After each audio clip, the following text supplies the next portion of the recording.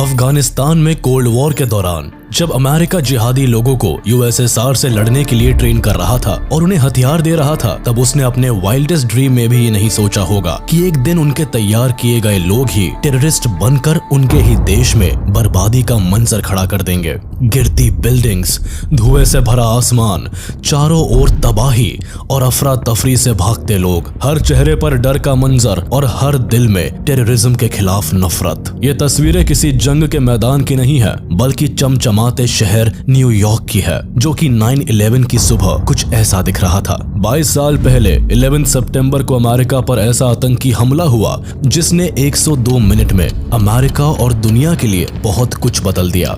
3000 लोग एक झटके में खत्म हो गए, 6000 से ज्यादा घायल हो गए और यह अटैक एक ऐसा जख्म छोड़ गया जिसने अमेरिका को अंदर तक झकझोर दिया। इसके बाद दुनिया में आतंक के खिलाफ अमेरिका ने एक ऐसी जंग छेड़ दी जो सालों साल चली और इसी जंग की आड़ में अफगानिस्तान और इराक जैसे देश भी बर्बाद हो गए। तो आखिर क्या था 9/11 अटैक? इतने बड़े सुपर पावर अमेरिका पर ये 9/11 अटैक क्यों हुआ था? आखिर इस हमले को कैसे अंजाम दिया गया और कौन इस हमले का असल जिम्मेदार था? अमेरिका में 11 सितंबर 2001 के दिन की शुरुआत एक आम दिन जैसी ही हुई। सुबह का वक्त था, लोग काम पर जा रहे थे, शहर में चहल पहल थी। President George W Bush Florida के एक स्कूल में प्रोग्राम में पहुंचे हुए थे। लेकिन अजीब घटनाओं का सिलसिला तब शुरू हुआ जब करीब 8:46 AM पर अमेरिकन एयरलाइंस का एक प्लेन वर्ल्ड ट्रेड सेंटर के नॉर्थ टावर में क्रैश कर गया। ये प्लेन अमेरिकन एयरलाइंस फ्लाइट 11 था, जिसने सुबह 8 बजे लोगन इंटरनेशनल एयरपोर्ट बॉस्टन से लॉस एंजलिस के लिए फ्लाइट भरी थी। लेकिन फ्लाइट टेक ऑफ के 15 मिनट बाद ही 5 हाईजैकर्स ने प्लेन को हाईजैक कर लिया, जो नॉर्मल पैसेंजर के भेष में प्लेन में बैठे थे। इन 5 हाईजैकर्स में से एक था मोहम्मद अट्टा, जो पायलट की तरह ट्रेन था।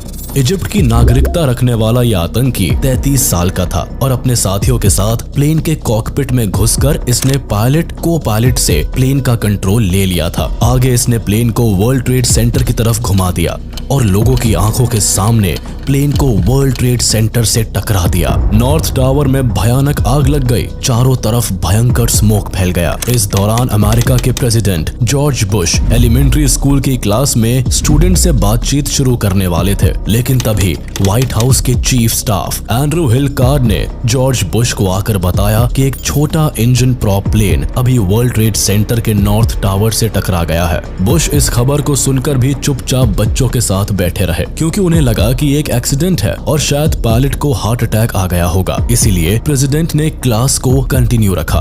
उधर वर्ल्ड ट्रेड सेंटर के नॉर्थ टावर में इवैक्यूएशन ऑपरेशन अभी चल ही रहा था कि 17 मिनट बाद एक और एयरप्लेन पूरी तेजी से वर्ल्ड ट्रेड सेंटर के साउथ टावर से टकरा गया।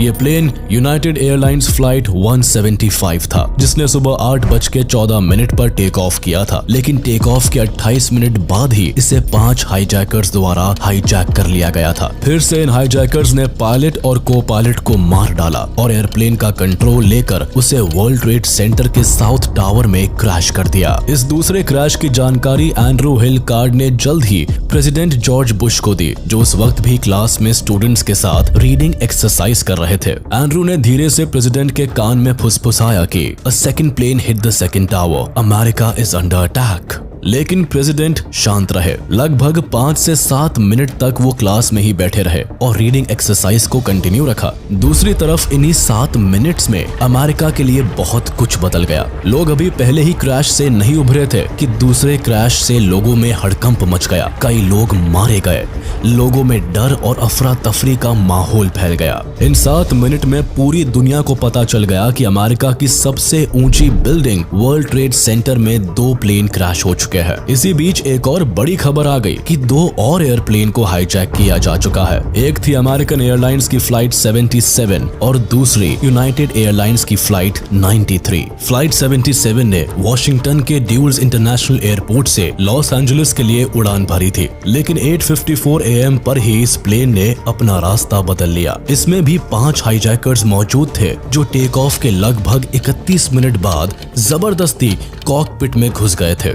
दूसरी फ्लाइट 93 न्यू जर्सी से कैलिफोर्निया के लिए डिपार्ट हुई थी और इसमें 4 हाईजैकर्स मौजूद थे। इन दोनों ही फ्लाइट्स ने अपनी डेस्टिनेशन बदलकर अमेरिका की कैपिटल वॉशिंगटन डीसी की तरफ टर्न कर दिया। वॉशिंगटन से थोड़ी ही दूर पर अमेरिका का डिफेंस डिपार्टमेंट का हेडक्वार्टर पेंटागन था, जो नेशनल सिक्योरिटी मिलिट्री पावर की नजर से अमेरिका के लिए काफी इंपॉर्टेंट बिल्डिंग थी और बदकिस्मती से हाईजैकर्स की रेडार में उनका अगला निशाना यही बिल्डिंग थी। इसीलिए हाईजैकर्स द्वारा फ्लाइट 77 को पेंटागन बिल्डिंग की तरफ मोड़ दिया गया और 9:37 AM पर यह प्लेन पेंटागन बिल्डिंग में क्रैश हो गया। ये अमेरिका पर आतंक का तीसरा घातक वार था, जिससे साफ था कि ये सब कुछ एक बड़ी आतंकी साजिश का नतीजा है। इसीलिए यूएसए के सभी एयरपोर्ट्स को शट डाउन कर दिया गया। जो एयरलाइन उड़ान भर चुकी थी उन्हें नियरेस्ट एयरपोर्ट्स पर लैंड करने के ऑर्डर्स दिए गए। एक तरफ जहां प्रशासन और रेस्क्यू फोर्स हालात को काबू करने की कोशिश में थे, वहीं अमेरिका के लिए हालत बद से बदतर तब हो गए जब 9:59 AM पर वर्ल्ड ट्रेड सेंटर के साउथ टावर में लगी भयानक आग के चलते पूरी की पूरी बिल्डिंग कोलैप्स कर गई। अमेरिका के लोग इस पूरी तबाही को अपने सामने घटता हुआ देख रहे थे। चारों तरफ अफरा तफरी, मौत और धुएं का बादल छाया था। कई लोग मारे जा चुके थे। पैसेंजर्स को इस बात की भनक लग गई थी कि वो अंडर अटैक है और कई फिर उन्होंने फाइट बैक करना शुरू कर दिया। सभी को लग रहा था कि इस प्लेन को फिर से अमेरिका के किसी आइकॉनिक बिल्डिंग पर क्रैश कर दिया जाएगा, जिसे रोकने के लिए कई सारे पैसेंजर्स ने हाईजैकर्स के साथ फाइट करनी शुरू कर दी।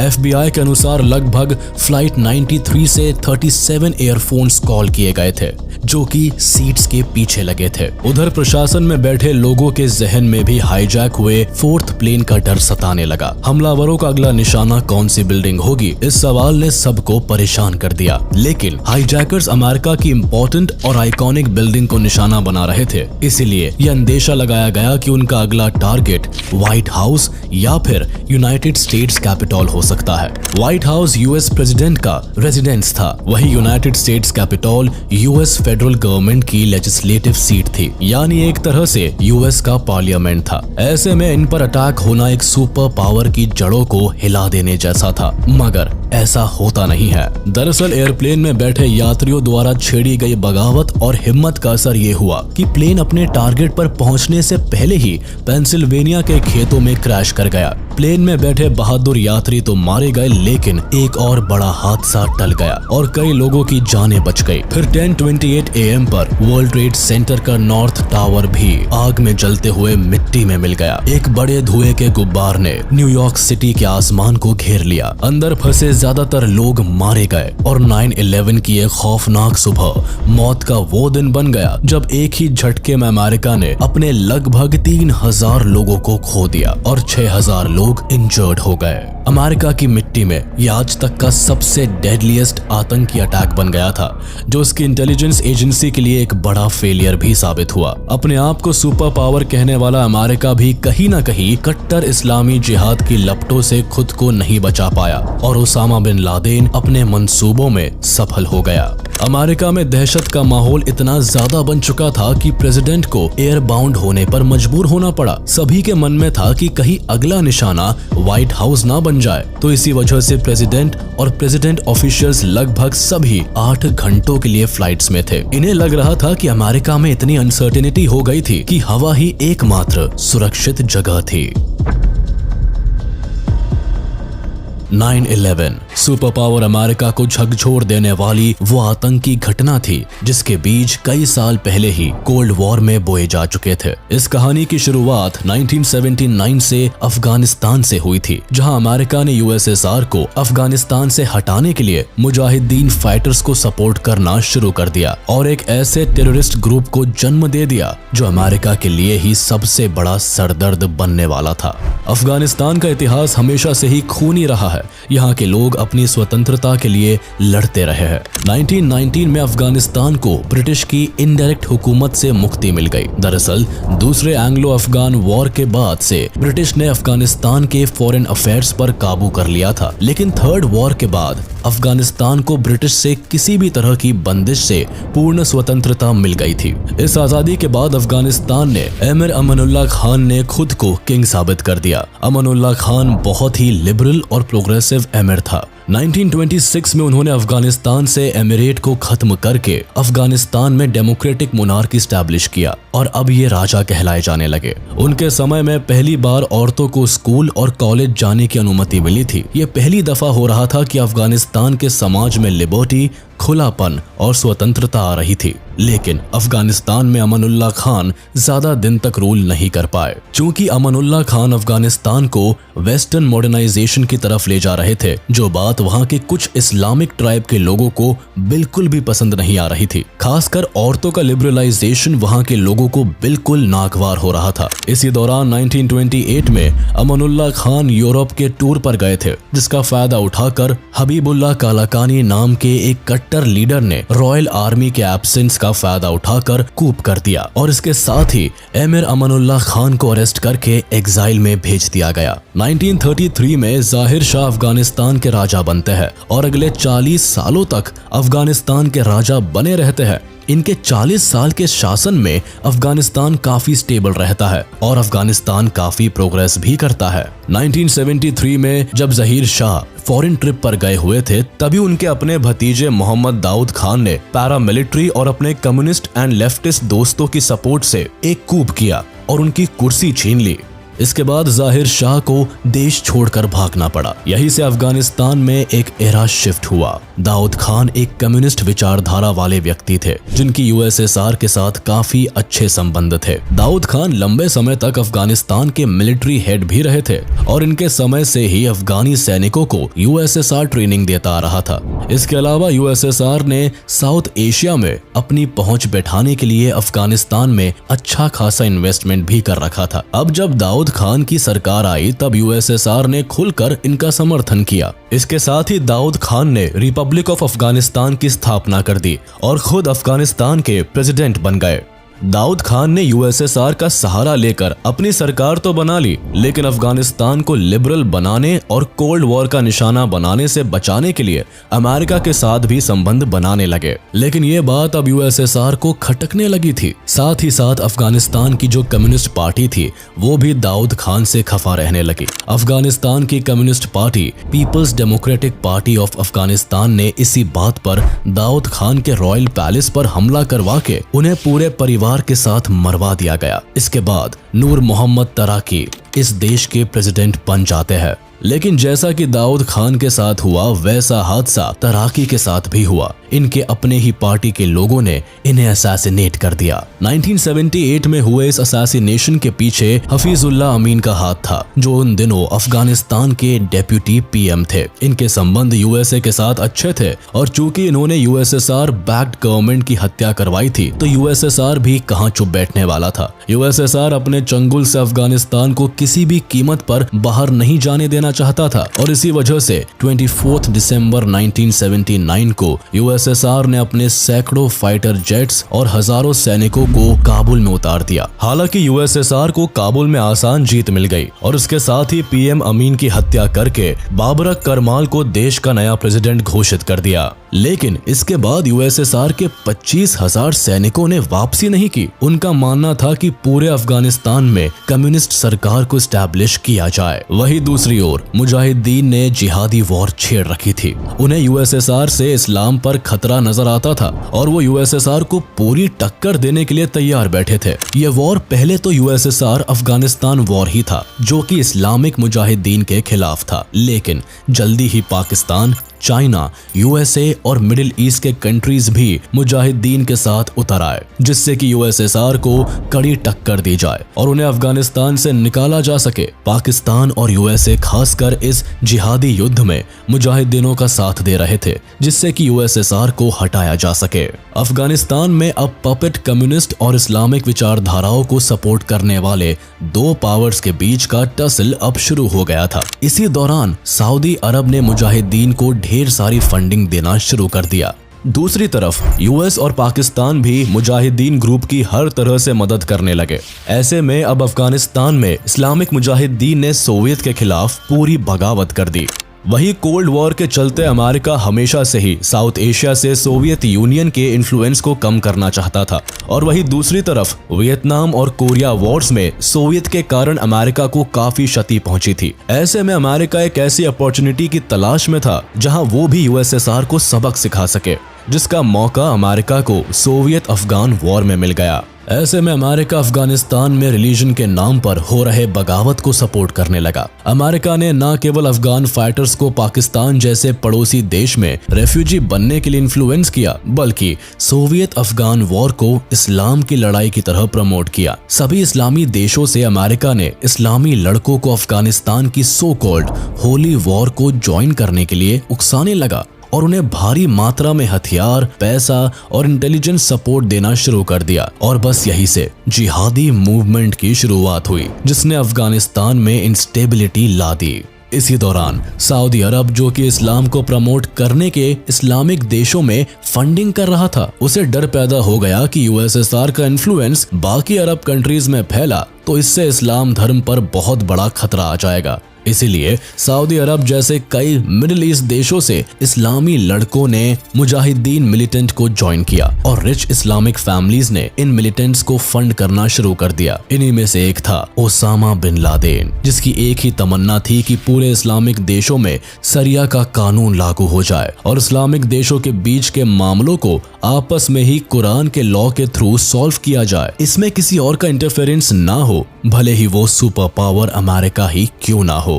बहरहाल अफगानिस्तान की इस लड़ाई में यूएसएसआर ने फाइनली 15 मई 1988 को ऑफिशियली विड्रॉ कर लिया। लेकिन तब तक अमेरिका भी अफगानिस्तान के साथ अच्छे संबंध में नहीं रह गया था और जो मुजाहिदीन अब तक अमेरिका के सपोर्ट में यूएसएसआर के खिलाफ लड़ रहे थे, अब वही मुजाहिदीन अमेरिका के खिलाफ लड़ने लगे। ओसामा बिन लादेन का मानना था कि यूएसए को गल्फ वॉर्स में इंटरफेयर करने की जरूरत नहीं थी और ईरान पर यूएसए के हमले के बाद लादेन की यूएसए के प्रति नफरत और भी बढ़ गई। 2002 में पब्लिश्ड लेटर टू अमेरिका में लादेन ने कहा था कि इजराइल के एक्सपेंशन में सपोर्ट करना गुनाह है और अमेरिका इस गुनाह में सबसे आगे है और यही वजह है कि लादेन या अल-कायदा अमेरिका को इसकी सजा जरूर देगा। ओसामा बिन लादेन अपनी कट्टरपंथी इस्लामी सोच के चलते मुजाहिदीन मिलिटेंट को फुल सपोर्ट करने के लिए पाकिस्तान के पेशावर में आया था। इसी के लिए ओसामा बिन लादेन ने अल-कायदा ऑर्गेनाइजेशन को भी बनाया, जिसका मकसद ग्लोबल इस्लामिस्ट रेवोल्यूशन लाना और जिहाद को जारी रखना था। हालांकि पहले इनका टारगेट सोवियत यूनियन और कम्युनिस्ट सरकार को अफगानिस्तान से खदेड़ना था, लेकिन 1989 में जब शर्मनाक हार के साथ सोवियत यूनियन ने अफगानिस्तान से एग्जिट किया, तब ओसामा बिन लादेन का ध्यान इराक की तरफ शिफ्ट हो गया। 1991 में अमेरिका ने जब इराक पर हमला किया तो ओसामा बिन लादेन ने इसे इस्लाम धर्म पर एक चोट की तरह लिया। ऐसा इसलिए भी हुआ क्योंकि बिन लादेन को अमेरिका का मुस्लिम देशों में बढ़ता प्रेजेंस एंड इन्फ्लुएंस पसंद नहीं आ रहा था। खास तौर पर वह कुवैत, इराक और सोमालिया जैसे मुस्लिम देशों में अमेरिकन इंपीरियलिज्म और अमेरिकन इंटरवेंशन को बढ़ता देख रहा था। ऊपर से अमेरिका का इजराइल को सपोर्ट करना भी उसकी नजर में इस्लाम के प्रति हेट्रेड का सबूत था। ऐसे में Osama bin Laden anti America हो गए। पहले तक जो लादेन अमेरिका के साथ मिलकर सोवियत यूनियन के खिलाफ लड़ रहा था, अब उसने यूएस के खिलाफ ही अपना रुख कर लिया। अब तक कट्टर इस्लामिस्ट ग्रुप तालिबान ने अफगानिस्तान में अपनी सरकार बना ली थी, इसीलिए ओसामा बिन लादेन अफगानिस्तान आ गया और इसी देश को अल-कायदा का बेस बनाकर उसने 1996 में अमेरिका के खिलाफ सऊदी अरेबिया में अपने आर्मी को हटाने के लिए फतवा जारी किया। अमेरिका गल्फ वॉर से ही सऊदी अरेबिया में अपने मिलिट्री बेसिस को ऑपरेट कर रहे थे। ऐसा ही फतवा बिन लादेन ने अमेरिका के खिलाफ 1998 में भी जारी किया और इसी के तहत अमेरिका से बदला लेने के लिए 7 अगस्त 1998 में बिन लादेन ने ईस्ट अफ्रीका में मौजूद यूएस एम्बेसी पर भी बम गिरवाया, जिसमें 200 से ज्यादा लोग मारे गए। इस दौरान नायरोबी, केन्या और दार एस सलाम, तंजानिया में बम गिराए गए थे। यही से ओसामा बिन लादेन को अमेरिका में तबाही करने की ऐसी मोटिवेशन मिली कि अफगानिस्तान में बैठे बैठे इस आतंकी ने अमेरिका के इतिहास के सबसे काले दिन 9/11 की प्लानिंग कर डाली। इस अटैक का इमीडिएट इफेक्ट ये हुआ कि इस पूरे हमले ने अमेरिका को एकजुट कर दिया। एक तरफ जोरों शोरों से मिलकर लोगों ने रेस्क्यू ऑपरेशन को अंजाम दिया और लोगों की जानें बचाई। वही रात को 8:30 बजे US president George W Bush ने देश को एड्रेस करते हुए ये साफ कर दिया कि इस हमले को अंजाम देने वाले आतंकवादियों और उन्हें आश्रय देने वालों के बीच कोई अंतर नहीं किया जाएगा। We will make no distinction between the terrorists who committed these acts and those who harbored them. इस अटैक ने न केवल कॉमन अमेरिकन की जिंदगी को तबाह किया बल्कि लोगों को जस्टिस और गुस्से की भावना से भी भर दिया।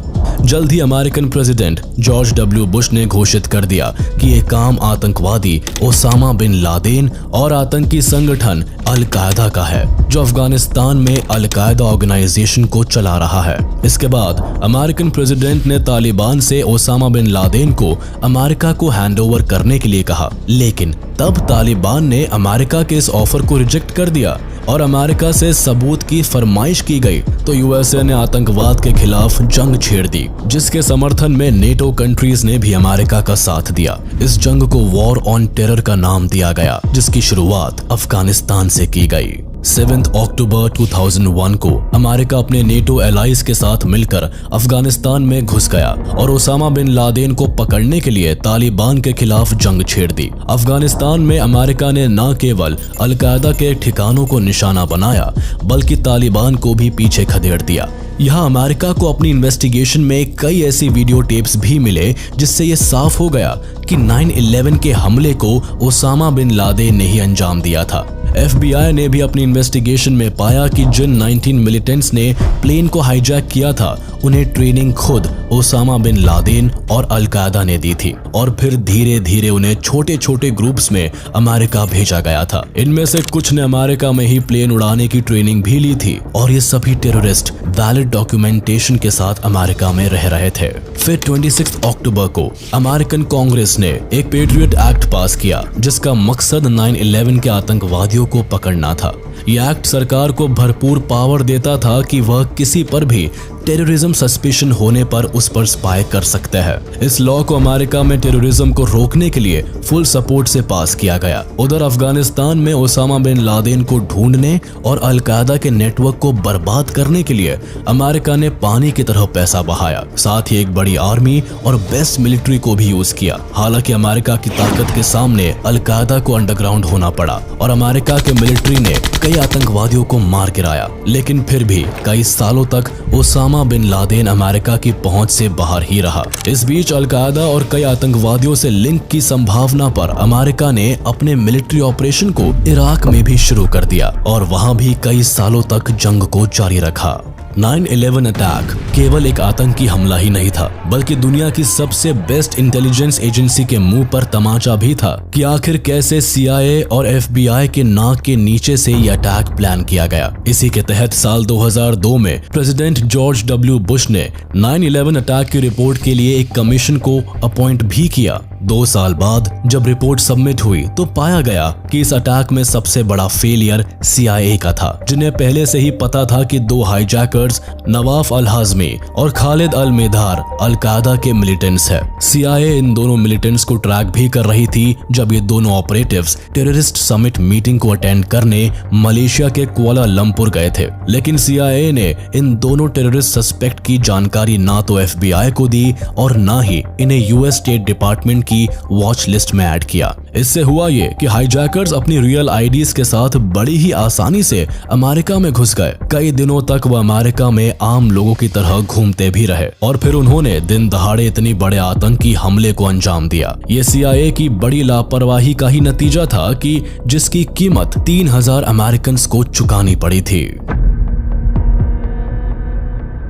9/11 के असली गुनहगार को पकड़ने के लिए अमेरिका ने अफगानिस्तान में 10 साल तक जंग लड़ी और खरबों का पैसा लगाने के बाद साल 2011 में उसे ओसामा बिन लादेन को पकड़ने में कामयाबी हासिल हुई। 2 मई 2011 को US की नेवी सील्स टीम ने पाकिस्तान के अबोटाबाद में ओसामा बिन लादेन को लोकेट किया और एक ऑपरेशन के तहत उसे मार गिराया।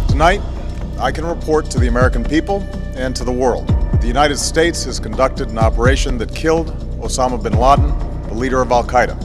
इतने बड़े आतंकवादी की मौत टेररिज्म के खिलाफ अमेरिका की एक बड़ी जीत तो बन गई, लेकिन 9/11 का कॉमन अमेरिकन सिटीजन्स पर जो असर हुआ वो लॉन्ग लास्टिंग रहा। ओसामा बिन लादेन का यूएसए में 9/11 करवाने का मेन कारण अमेरिका का मिडिल ईस्ट में बढ़ता इंटरफेरेंस और इन्फ्लुएंस था। इसके अलावा लादेन मुस्लिम्स पर हो रहे अत्याचार के लिए टेररिज्म का सहारा ले रहा था। लेकिन 9/11 के बाद ये दोनों चीजें और भी ज्यादा देखने को मिली। यूएसए ने न केवल अफगानिस्तान को इन्वेड किया बल्कि इराक में भी मिलिट्री ऑपरेशंस कंडक्ट करवाए। इसके अलावा वेस्टर्न कंट्रीज खासकर अमेरिका में इस्लामोफोबिया का राइज हुआ। मिडिल ईस्ट के टेररिस्ट के किए धरे का खामियाजा मुस्लिम सिटीजन्स और साउथ एशियंस को भुगतना पड़ा, जिनके खिलाफ अमेरिका में क्राइम्स और डिस्क्रिमिनेशन तेजी से बढ़ने लगा। अमेरिका में रह रहे मुस्लिम्स के साथ न केवल भेदभाव हुआ बल्कि कई जगह पर इन पर कार्रवाई भी हो गई। यहाँ तक कि अमेरिका में रह रहे इंडियन सिख को भी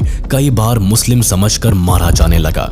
अमेरिकन पब्लिक में बढ़ते डर ने मुस्लिम्स के खिलाफ ऐसे एक्सट्रीमिज्म को जन्म दिया, जिसकी वजह से कई जगह पर मुस्लिम्स को जेल में डालकर मारा पीटा गया और एक लार्ज स्केल पर ह्यूमन राइट्स वायलेशन बढ़ता चला गया। इससे हुआ ये कि फ्रस्ट्रेटेड और भेदभाव से गुस्से में आकर और भी ज्यादा लोग आतंक का रास्ता अपनाने लगे। हालांकि अमेरिका ने ओसामा बिन लादेन को मारकर 9/11 का बदला तो ले लिया, लेकिन इसकी कीमत अफगानिस्तान और इराक को चुकानी पड़ी, जहां कई मासूम लोगों ने जान गंवाई। देश की राजनीतिक और आर्थिक अर्थव्यवस्था और भी अस्थिर